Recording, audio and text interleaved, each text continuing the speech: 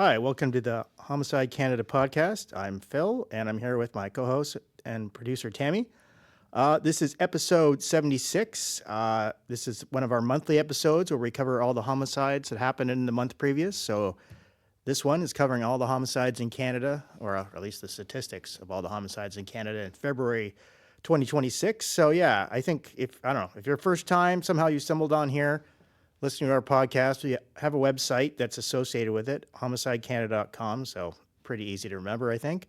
And yeah, basically we try to have a page for every homicide that happens in Canada that we can track down. And also we usually have pages for the provinces, kind of organizing them and the bigger municipalities. We're on social media. We're on Twitter or X, homicide_Canada.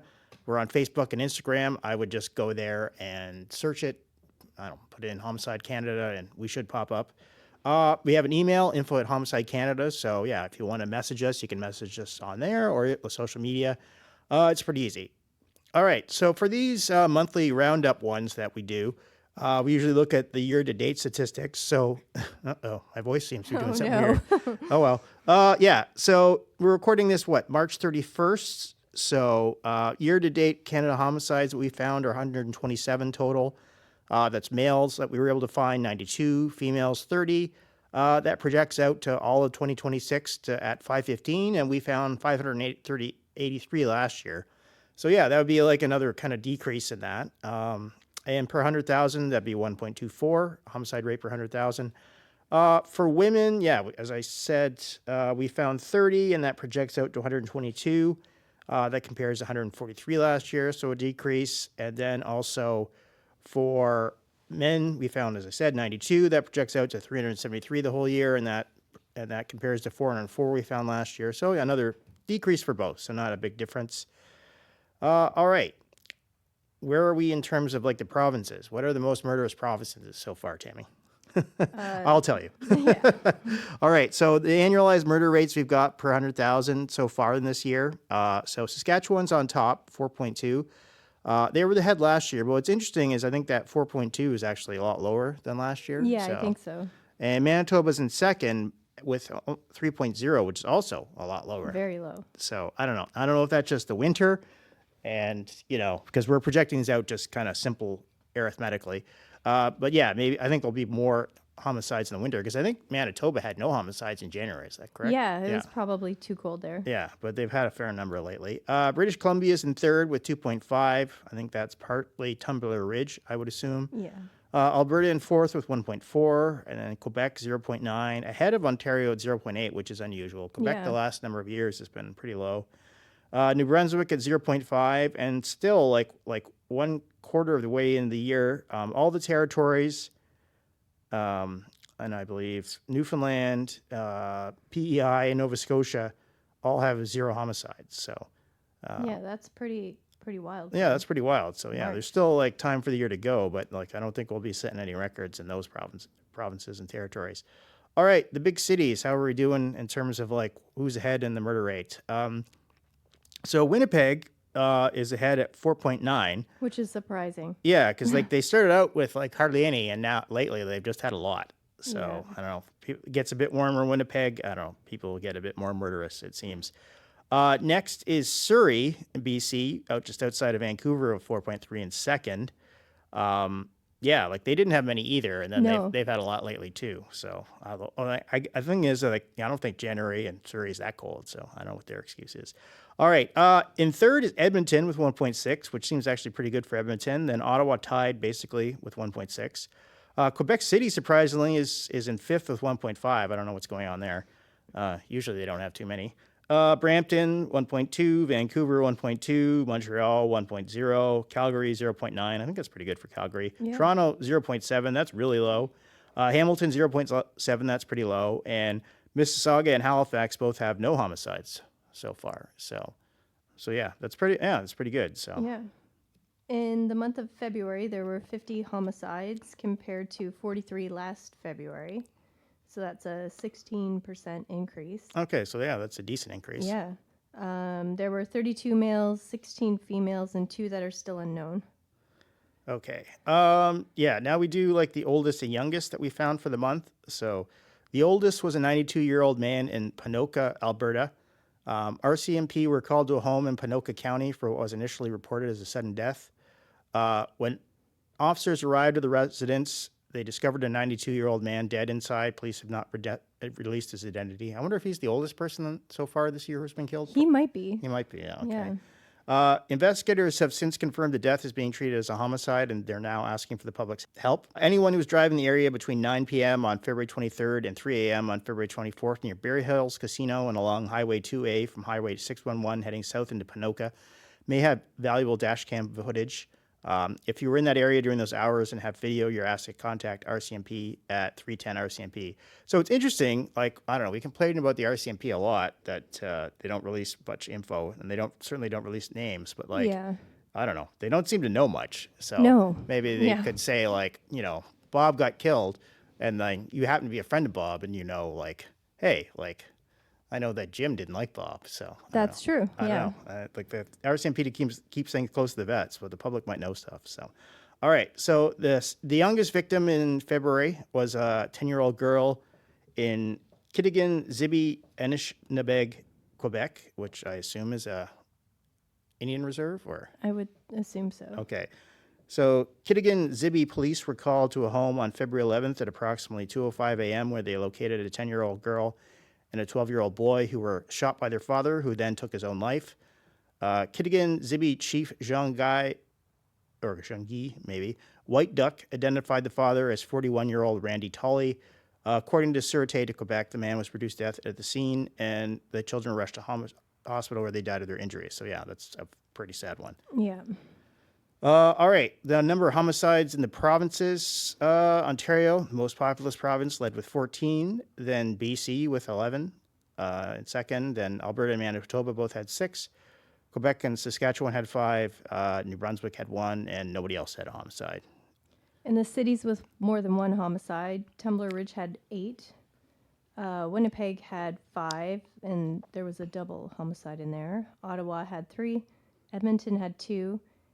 Kitigan Zibi First Nation had 2. That was the double murder-suicide, and Toronto had 2. I wonder if any city will have like 8 in a month. Like it's possible, like Tumbler Ridge, but maybe Yeah. like Toronto in the summer, it's possible. Yeah, but- maybe Toronto. Murders by type, there were 21 shootings, 8 others, and 7 of those were fire-related. 4 stabbings, 3 beatings, and 14 unknown. This is actually a better month for us, having less Yeah, unknown. we seem like we seem to know a lot of them in that. Yeah, it's it's funny, before like doing this podcast and that, there's a lot of like fire related homicide, whether Yeah. somebody lights the place on fire and the people die because of the fire, or somebody kills them and then burns the place to hide the Yeah, evidence. it's surprising the amount. Yeah. There's at least one a month. Yeah, there's a lot. Yeah.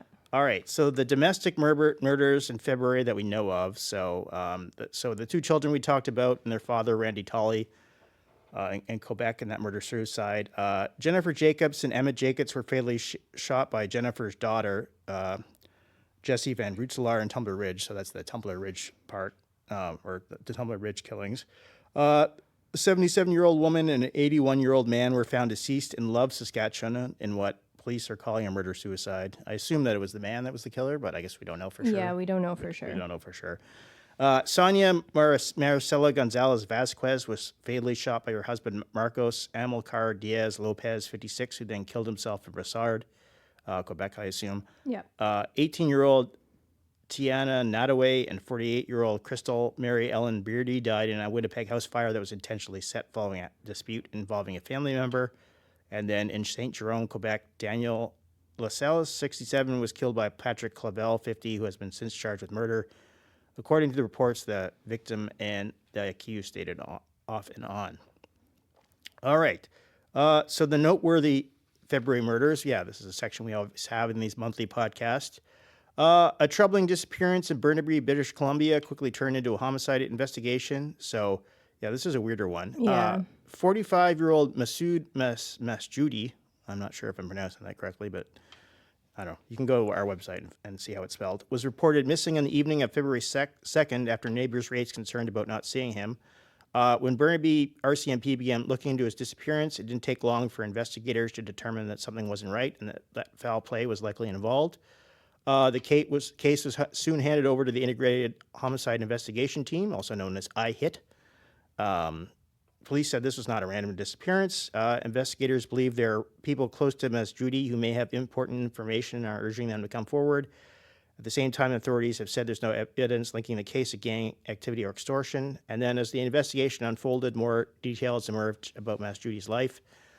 He had a background in academia as a mathematician and was known for his presence online. He was also outspoken, particularly when it came to criticism of Iran's government, raising concerns among some that his disappearance could be connected to broader efforts to silence critics abroad. Police said it was too early to draw any conclusions about that. Masjoody also had a complicated past, including disputes during his time at Simon Fraser University and multiple legal battles that followed. I think he was even declared a vexatious litigant. Oh, really? I think that's when you sue too much and then they declare you that. Then on March 6th, after weeks of searching, investigators made a grim discovery. Masjoody's remains were found in Mission, BC. And then just days later, on March 14th, 2 people were charged in connection with his death. 48-year-old Mehdi Ahmadzada Razavi and 45-year-old Arazu Soltani. Police said the accused knew the victim, but the motive remains unclear. The investigation is ongoing, and IHIT continues to ask anyone with information to come forward. I guess people are speculating online that this might be related to the Iranian government, but Yeah, there's been a lot about that, but I guess we won't know. we won't know. Or at all. Well, I don't know if it goes to trial, maybe. Yeah. So, but yeah. Okay, on February 6, 2026, Ottawa recorded its second homicide of the year. Just after 12:30 a.m., police were called to the 1200 block of Shillington Avenue where a 37-year-old man had been stabbed. Despite emergency response efforts, he later died of his injuries. The victim has been identified as Andrew Dawson-Swan. Investigators say that 2 suspects are now in custody, 32-year-old Sabrina Dennis Charlebois and 30-year-old Cody Maltby have been both charged with second-degree murder.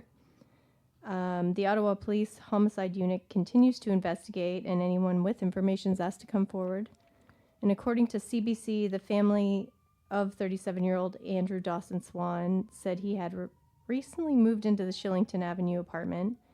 His father, Christopher Swan, said Andrew had been afraid of someone in the building and had stayed with him in the days leading up to his death because he felt unsafe. Family members described Andrew as someone who had struggled in the past with homelessness, addiction, and legal issues, but had recently been trying to turn his life around. They said he was kind, social, and always willing to help others. So that's pretty sad that you could only have been there for a short amount of time and been afraid of somebody. Yeah, and then, I don't know, it turns out that I guess he was right. So Yeah. All right, so it'll be interesting to find out what actually, who these alleged people are and why they ended up killing him, potentially, allegedly. We don't know that for sure. All right, the next one. So on the night of February 9th, 2026, Burlington, Ontario saw its first homicide of the year, and Burlington, I think, is usually a pretty safe community. Yeah, there's usually, I don't know, I wouldn't even say there's one a year. Yeah, there's not usually too many homicides in Burlington, Ontario. So at around 10:10 p.m., police were called to the parking lot at Burlington Center Mall. I guess it used to be Burlington Mall, didn't it? Yeah, and they changed it to Burlington Center Mall. Yeah. Okay. After reports of a shooting, when officers arrived, they found a young man suffering from gunshot wounds. He was rushed to hospital, but despite efforts to save him, he later died. The victim was identified as 24-year-old Omer Niaz Muhammad, up-and-coming rapper known as Lil OT. Is that correct? Yeah, Okay. Lil OT. Lil OT.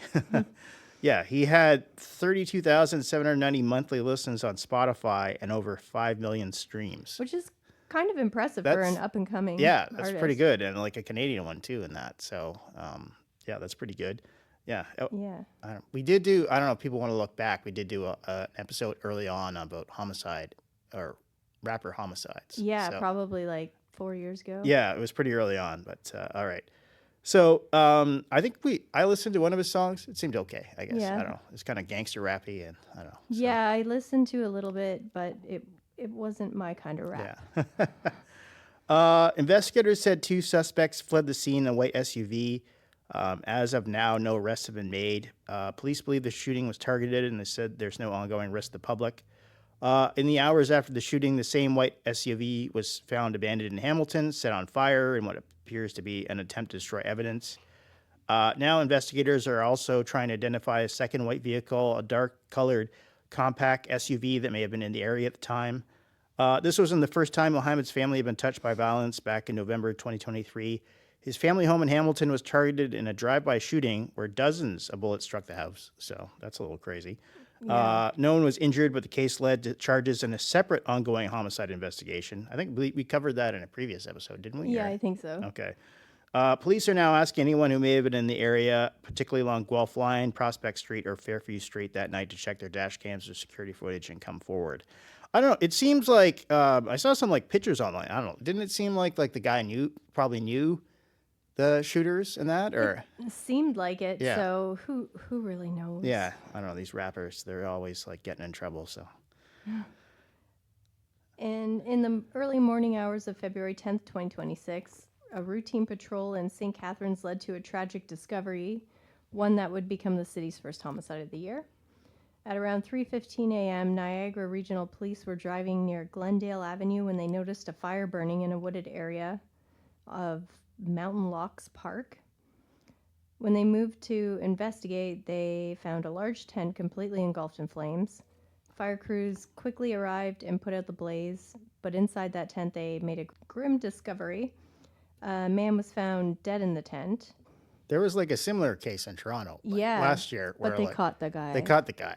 And like Yeah. they did, I don't know if this is the case in this one, but the one in Toronto, he didn't like kill the guy and light the tent on fire after. He like No. lit the tent on like to kill the guy. But I'm not Yeah. sure what the case is here. But We're not sure. So the victim has been identified as 53-year-old Kenneth Drombrowski, who had been living in the park.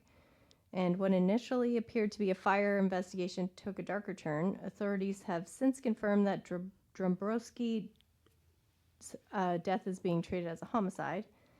The Niagara Regional Homicide Unit is now leading the investigation, working alongside forensic teams to piece together what happened in those early morning hours. As of now, there's few details, and investigators are asking anyone with information to come forward. So yeah, we don't know if somebody. like killed him and then lit it Yeah. on fire, or Yeah. So, all right. So yeah, it's like I don't know. With the one thing is with encampments and that There's always fires around here. And there's always fires and encampments and that, and some homicides. So. Yeah. All right. The next one, so another fire-related homicide. So let's get this queued up here. So a deadly fire in Winnipeg would mark the city's first two homicides of the year. I think we talked about that beginning. There wasn't any in Winnipeg in January. So Yeah. on February 7th, actually, they're hosting the Junos next year. Let's point that out. So on February 7th, emergency crews were called to a burning building on Agnes Street. When firefighters arrived, they were already battling a serious blaze as police moved in to assist.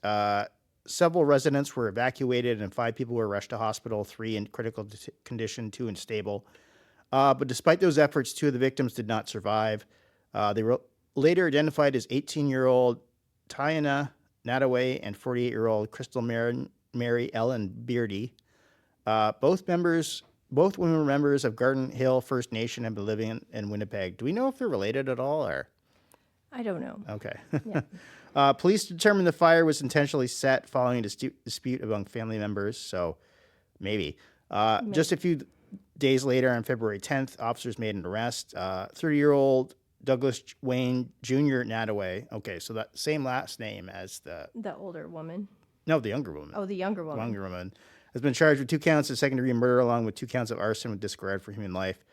Police said he was known to both victims. So yeah, it seems in this case this is a homicide where the death was from the fire rather than killing them and then lighting a fire to destroy the evidence. So Yeah, he seems too young to be her father, yeah, so we're not sure how they're related. maybe they're sibling, half sibling. Who knows? Uncle. The uncle could be. Yeah, there's a lot of possibilities. Yeah. So, but we don't know yet. So A disturbing discovery in Moncton, New Brunswick marks the city's first homicide of the year. Just after noon on February 15th, Kodiak Regional RCMP responded to a report of a sudden death on High Street. When officers arrived, they found the body of a woman inside a garbage bin near a walking trail. At first, details were limited, but as investigators dug deeper and carried out a police operation in the following morning on Norwood Street, it became clear this was no ordinary case. Authorities soon determined that the death was suspicious and officially classified it as a homicide. Weeks later, on March 9th, the victim was identified as 39-year-old Melissa Price.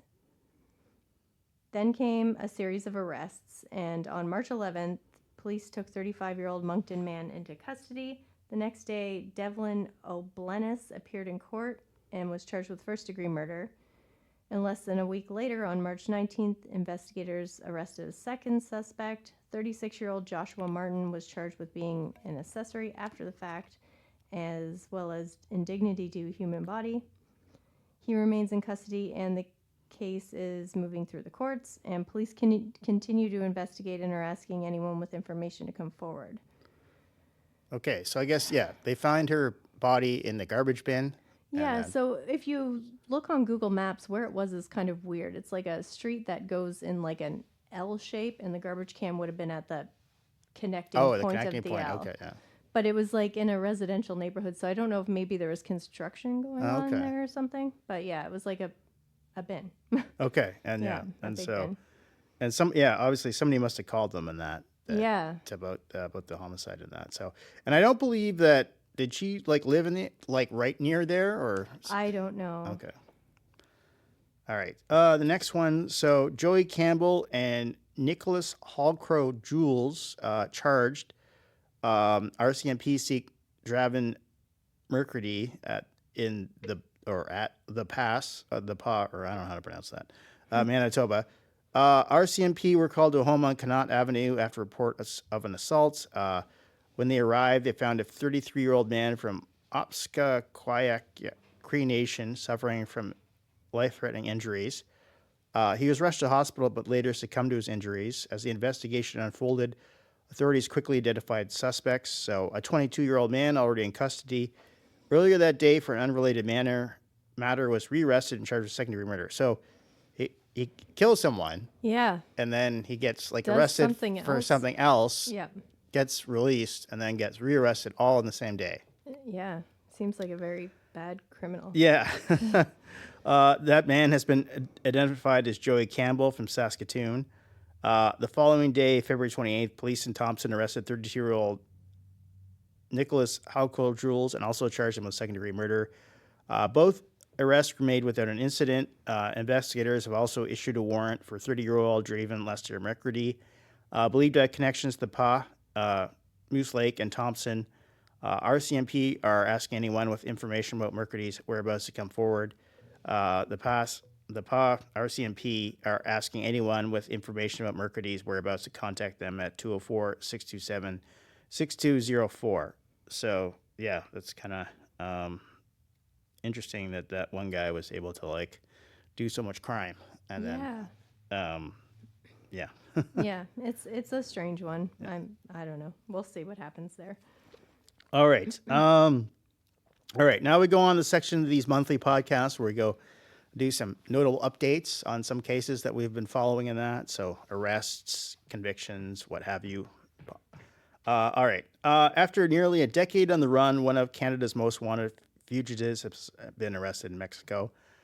Daniel Tomasetti, wanted for 2 deadly shootings connected to organized crime in Hamilton and Vaughan, Ontario, was taken into custody in Mexico City. He faces charges of first-degree murder and attempted murder for the 2017 killings of Hamilton mobster Angelo Masitano and innocent bystander Mila Barbieri. Those were separate, one was in Hamilton and one was in Vaughan. Barbieri, just 28 at the time, was shot while opening a car door for her boyfriend's dog. In Vaughan, a tragic victim of a mob hit gone wrong. I believe that her husband has alleged mob ties. Yeah. Okay. I don't know if he was he there at the time? Oh, he was. I think he might have been hit too, maybe. But he survived, I think. So I don't think they were trying to kill her. Yes, exactly. Yeah. Tomasetti fled Canada in January 2018 while under police surveillance, escaping to Mexico and staying out of reach for years, despite being listed in Canada's BOLO program and subject to an Interpol red notice. Police allege Tomasetti played a key role in planning and executing the shootings, conducting surveillance, and coordinating vehicles for the attacks. Some of his alleged accomplices have already faced court proceedings, though the person or people who ordered the hits remain unidentified. Michael Graham Cudmore, the suspected shooter in the deaths of Millie Barberi and Angela Musitano, was found dead in Mexico at the end of June 2020. So I have to admit, I'm kind of amazed that this guy, Tomasetti, is like still alive. Because like this other suspect was killed like a long time ago in Mexico. And I think we all kind of figured that he was killed too, probably being dug in like in a ditch somewhere. Yeah. Yeah. It is weird. But yeah, he's managed to survive this whole time. So somehow. I don't know. I read it that he had connections in Mexico beforehand in that, like before the crime, but that's a lot of years. That's a long time. So Yeah. I don't know. I've only been to Mexico a couple of times, so I don't know. I don't know if I could hide out for like 6 years on the run from the mob, but I don't know. All right. Anyways, currently Tomasetti is fighting extradition from Mexico to Canada, citing fears for his safety. Like obviously Cudmore was killed. Yeah. So, meanwhile, the families of Barberi and Musitano are finally confronting the possibility that justice may be within reach nearly 9 years after their court lives were shattered. The extradition process will now be handled in Mexican federal court. It's unclear how long it will take before Tomasetti is returned to Canada to face charges. I don't know. I have to admit, I don't know the Mexican court system that well. Yeah, so me neither. I can't imagine that they would allow him to stay in Mexico. Yeah. And I think we did a recent podcast where there was another person convicted, like part of the Musitano killing, where he was like convicted of like putting a device on the car for tracking. Oh yeah, But I think that guy's out on manslaughter. Maybe. Yeah, like he didn't get. I don't know. I think he might have only got a charge with being like not the full manslaughter murder. But anyways, yeah. But it seems like I assume that Tomasetti will be charged with murder. I would assume so. Yeah, and two of them as well. Yeah. So I don't. Yeah, I just, as I say, I can't believe this guy's still alive. Like honestly, it's been a long time. So like if you just Google his name, read the stories about him, it's insane. Yeah. In Brantford, Ontario, 2 men have been sentenced for a brutal attack that claimed the life of a 68-year-old man. Back in December 2022, Kevin Jealous, who's 35, and Calvin Clark, 28, assaulted the victim in his room at a Market Street rooming house. According to court records, the victim was stomped and repeatedly struck with a blunt metal object, leaving him with fatal injuries. The Crown described the beating as senseless and gratuitous, noting the victim was likely defenseless during the assault. Initially charged with first-degree murder, both men pleaded guilty to manslaughter in December 2025. During the sentencing hearing in February 2026, Justice Andrew Goodman called the attack persistent and continuous and highlighted the weight of their guilty pleas. Jealous and Clark were each sentenced to 8 years, but with credit of time already served in custody, their net sentence is 28 months and 27 months, respectively. That's not that much time. That's not really. I guess the one thing is, like, I'm not sure exactly when they got arrested. But still, yeah. And, like, obviously, yeah, like, this is a difference. Like, we see this all the time where, like, yeah, if you get charged with manslaughter, like, no chance of parole for 25 years. Whereas, like, yeah, they were initially charged with first-degree murder, but then they pled guilty to manslaughter. So, yeah, like, obviously, like, that's a huge difference in terms of time that you're going to spend in prison. So yeah, and both men are required to provide DNA samples and are banned from owning weapons. So that's it. But yeah, like, you would think beating up an old man, they're both young. Yeah, no, quite like a lot younger. It should younger. be more than manslaughter. Yeah, it should be. Yeah, like at least second-degree murder in that. So I guess the argument, like first degree, they have to be planning intent in that. But I don't know. It seems like they just kind of like beat this guy continuously, as the judge said. So like you have to realize that at some point, like the guy's going to die from the injuries in that. So yeah, I don't know, like with the Crowns, I don't know, maybe they just easier to, I don't know, not go to trial and, you know, just waste more get money. Yeah, and maybe they wouldn't have, maybe it's trial, like they wouldn't have been convicted of first degree, maybe it have been just manslaughter. But yeah, obviously these guys aren't going to spend that much time comparatively. So no. All right. The tragic case of Jessica Cunningham, a Maple Ridge resident, has taken a shocking turn. Jessica was last seen in June 2025 and was reported missing the following month. Her disappearance sparked a Ridge Meadows RCMP investigation, but in late August, evidence suggested criminal involvement, and the case was handled over to the Integrated Homicide Investigation Team, or IHIT. On August 26th, investigators found human remains in a deep freezer at a home on Gillis Place. The BC Coroner Service confirmed that remains were those of 43-year-old Jessica Cunningham.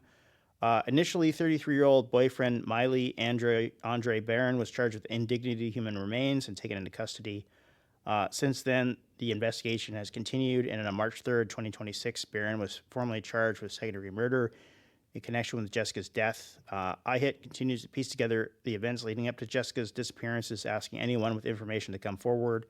Her family, friends, and loved ones remain at the center of this investigation, mourning a life cut tragically short. If you have any details that could help, you can contact IHIT at 1-877-551-IHIT. So yeah, it's not every day that we find human remains in deep freezer, although I think it has happened before that we've covered in that. Yeah, but I don't know. It just seems kind of like that they charged him with indignity to begin with. Yeah, it seems. I think what they do is maybe that they do that maybe to get him in jail first, and then so you're not a flight risk. Yeah, that's my hypothesis in that because they know like you got a body in the freezer, you're at least probably guilty to indignity to human remains. Yeah, and then, true. And then you're in prison, and then they can investigate more, and then I guess charge you with secondary murder in this case. So. In Chatham, Ontario, police began an investigation into the death of 27-year-old Louise Thompson from Milton on June 4th, 2024. So Louise was found deceased at a home on William Street South, and authorities quickly determined her death was a homicide. Two men from Chatham, 44-year-old Jeffrey Davis and 59-year-old David Lawson, were both arrested and charged with first-degree murder and indignity to a dead body. It's a popular charge. Yeah. Both were held in custody and appeared in court the following day, with their next hearing scheduled for June 19th. This is back in 2024. Police indicated that the incident appeared to be isolated and that there were no ongoing threats at the time. A few weeks later, on June 26, 2024, 23-year-old Skylyn Holden, who had no fixed address, was arrested in Windsor in connection with Thompson's death and faced the same charges. She was transported to Chatham-Kent Police Headquarters and held pending a bail hearing. Tragically, Holden passed away while in custody. Her lawyer informed the courts that her death followed an incident in the jail, which is now under investigation. She was taken to a hospital in London on January 29, 2026, and died there on February 1st. The cause of death has not been released, and authorities said it may take months before more details are known. As a result of her death, the Crown stayed all charges against Holden, including murder and indignity to a body. And the case against David and Lawson continues to move through the courts. So I guess it's like obvious that they're not going to charge her with anything if she's dead. If she's dead, yeah. So basically, the victim's a younger woman. This Sky Lynn is a younger woman, and then the two remaining people are these two older guys. Well, yeah, somewhat older guys than that. So I guess it'll be interesting to see if there's a murder charge for her death as well. Yeah, maybe. Although, who knows? It could be if it's in prison or jail, it could be like an overdose potentially, too. That's true. Could be that. All right. So an update in the 2022 homicide of Lee Conroy Kekagumik, I think that's correct, in Deer Lake, Ontario. So northwestern Ontario, I believe. So in Deer Lake, Ontario, the tragic death of 37-year-old Lee Conroy Kekagumik was under investigation since July 16, 2022. Nishnawbe ASCII police were called to a residence on near Nursing Station Road in the early hours of the morning and found Kekagumik deceased. The exact cause of death was not immediately released. Initially, 35-year-old Lenroy Kekagumik of... Oh, okay. Oh, so these are different people. All right. Yeah. All right. So Lenroy Kekagumik of Deer... Like, you can go to the post on our website and you can see how to spell it. Of Deer Lake First Nation was arrested and charged with aggravated assault. The charge was later upgraded to second-degree murder, although he ultimately pled guilty to manslaughter along with a separate assault charge involving his domestic partner on the same day. So he was busy, apparently. Yeah. During a sentencing hearing in Kenora in July 2025, the court heard harrowing details about the attack. The Crown described it as a brutal and excessive assault involving weapons, including a flat-screen TV. That's wild. Yeah, we've never heard of that before. No. And knives. Kakagamic attacked Kakagumik. Sorry. Yeah. That's a lot. Yeah. Well, he was intoxicated and defenseless, with 3 young children witnessing some of the violence. Wow, this is a lot. Yeah. The court also noted Kakagamik's prior violent offenses and lack of remorse. The defense highlighted significant Gladue factors, pointing to Kakagamik's traumatic upbringing marked by abuse, addiction, and domestic violence, which reduced his moral blameworthiness in the eyes of the court. So yeah, the Gladue factors, I don't know, like we've talked about this before, like obviously brought up often for natives and that, but like a lot of this, like not just me, but other people have brought up the fact that the victims are usually native. Yeah. And that. So yeah, I don't know what to say about that. So Justice John Frygau ultimately described the killing as near murder and an aggravated manslaughter. He handed down a 12-year sentence for manslaughter, so which is a lot for manslaughter. Yeah. Statistically for Canada, plus 18 months consecutive for the assault. With time served already taken into account, Kakagamic will serve just over 8 more years in custody. So, yeah, that's kind of like a, yeah. Okay, so this next one, we're still not sure if these children are deceased or not, but Yeah. it's been a while, so it's who knows what's happening. It's a strange one. So. Yeah. In Nova Scotia, the disappearance of siblings Jack and Lily Sullivan remains unsolved more than 10 months after they vanished from their home in Lansdowne on May 2nd, 2025. Jack was just 4 years old and Lily was 6 when they went missing, sparking a massive search of the surrounding woods, but so far no trace of the children have been found. Investigators have focused on a key piece of evidence. A light pink blanket belonging to Lily was discovered tangled in a tree near their home on the day they disappeared. The blanket has been subject of speculation, with some family members questioning whether it may have been planted. Recently, 2 family members, Haley Ferdinand and Hayden Murray Smith, they underwent polygraph tests about the blanket. Both reportedly answered no to questions about placing it in a tree, and were told they passed. This was part of a second round of polygraphs in the case, according to RCMP. As investigators continue the extensive investigation led by Major Crimes, alongside the blanket, a single boot print consistent with Lily's foot also has been recovered. Both items remain at the RCMP lab for forensic analysis. Experts say the ongoing use of polygraph signals that the investigations are revisiting every lead and hoping to uncover new evidence. To date, the investigation has been exhaustive. Authorities have reviewed banking and phone records, GPS data, video from local businesses and traffic cameras, and even searched septic systems. Over 5,000 videos and photos have been analyzed, and roughly 670 tips have been followed up, but the case still remains a mystery. The community continues to hold hope for answers as investigators carefully comb through every detail in the search for Jack and Lily. Yeah, this is a really strange case because, Yeah. like, 2 little kids just kind of disappearing, kind of like, I guess, rural Nova Scotia and that. Like, you know, even if they, Yeah. like, walked out of there, like, you figure, like, that area has probably been searched. Like, they can't get that far. Like, they can get No. probably, like, a decent distance, but they can't get that far. Like it's got to be, like, they must have searched that area, like, a million times. And there's 2 of them. So, Yeah, and strange that they only found 1 boot print. yeah, it's just, yeah, this is just very strange. And, I don't know. It's kind of like, yeah, it's kind of mysterious in that, like, I don't know, is it the family or what? But I don't know. They keep doing polygraphs and that. So, Yeah. I don't know, I Don't kinda- they say they're not reliable either? yeah, no, like, I don't think they're not scientifically that worthy, I think. But, I don't know. I think maybe you're hoping maybe just to kind of maybe get them. I think they're kind of an interrogation tool, maybe. Maybe, I Yeah. don't know, to get them talking and nervous and that. But, yeah, I guess the one thing, too, is, like, I don't know, I guess the odd thing about this blanket that they think it was maybe placed there and that. So, Yeah. it seems weird. Like, this whole thing is weird.